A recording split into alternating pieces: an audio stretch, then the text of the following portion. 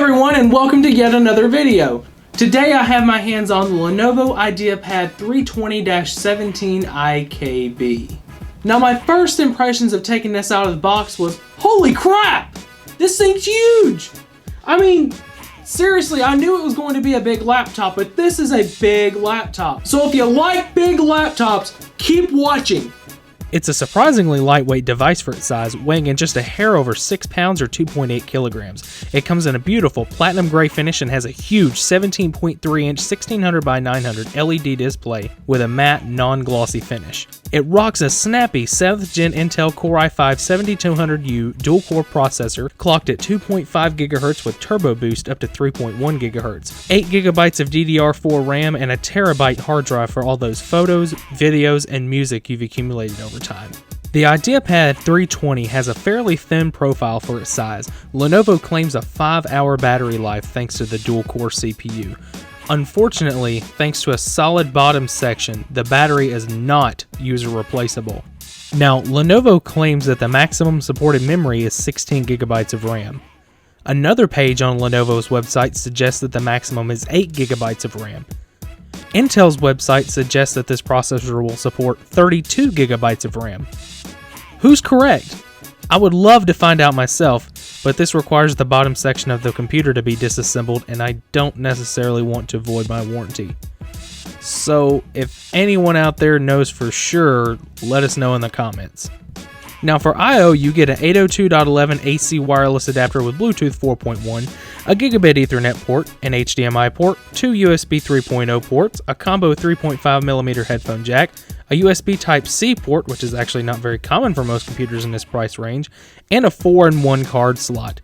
This computer also rocks an optical drive, a surprise since most computers lack this option these days. So, you can still enjoy your DVD collection and better yet, burn CDs and DVDs. Now onto the inside of the computer. The touchpad is a one-piece design with only a single button underneath, similar to the Apple MacBooks. And of course, they're proud of their 7th Gen Intel Core i5 processor under the hood. I don't blame them. The keyboard is the usual that you would expect from Lenovo. It's actually pretty nice with decent tactility and includes a numeric keypad. However, I do have to gripe about the way the arrow keys are laid out. While this isn't going to be an issue for most people, the layout could throw you a curveball if you're not used to this layout. But that's just a personal gripe. One issue I see with 17-inch laptops often is screen wobble. Surprisingly, this computer didn't suffer from this issue and gave no resistance while opening or closing the lid, meaning the hinges are unlikely to break prematurely. Now for the whole reason you're here, will it pass my challenge? Let's find out. So for the benchmark test, I'll be using PC Mark 10.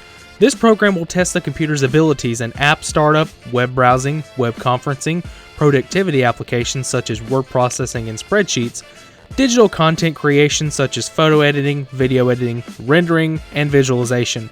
It also runs a 3D game test to test the computer's graphics capabilities. So in the end, it gives us a score of 2482. Not bad actually.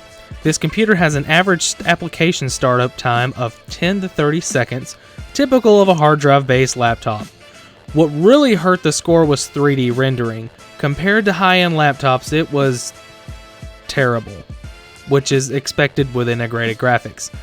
It averaged 15 frames per second during the 3D visualization test. So, moral of the story, this laptop is great for light to moderate workloads including photo editing. However, don't expect to play resource-intensive games on this thing. There's an entirely different market of laptops built specifically for gaming. As for watching videos on YouTube, it actually handles 1080p video playback pretty well. I didn't notice any issues. Playback is smooth and wasn't choppy. I can't say the same if you like having 50 tabs open in Chrome though. The display doesn't look bad at all, but it does seem a little washed out. Now this portion was shot with our bright studio lights shining directly at the display, which would mimic an office or classroom environment. Now, here's the same video with our studio lighting off, simulating a dark room.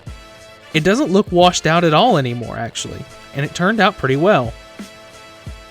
Now for built-in audio. Take a listen.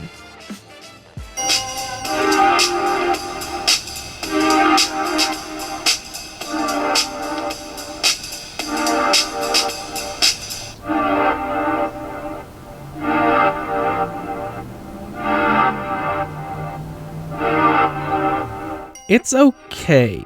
Nothing to write home about. It sounds tinny, lacks low-end bass, and isn't all that loud, but it gets the job done. This is where the built-in 3.5mm headphone jack would become useful. So if you're wanting good sound, use a decent set of headphones and you'll be golden.